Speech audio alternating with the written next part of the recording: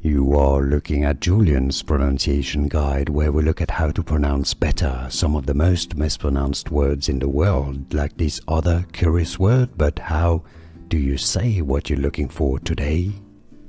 Let's learn how to pronounce the name of the Spanish director, cinema director. If you want to learn more Spanish vocabulary that is useful, stay tuned. Alright, so let's go to the Spanish pronunciation. Pedro, you probably knew that.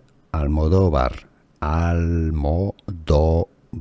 yes, the V is pronounced like a B, and the stress goes on the do syllable because there's an accent there on this do syllable. So Pedro Almodóvar. If you cannot pronounce Spanish perfectly, you can say it as in English, the pronunciation, how to pronounce Pedro Almodóvar. Or Almodóvar, actually, Almodóvar.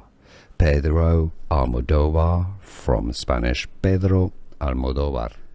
Here are more videos on how to pronounce more confusing words and names too many mispronounced. Like this video if you found it useful. I appreciate your support. I'll see you soon and thanks for watching.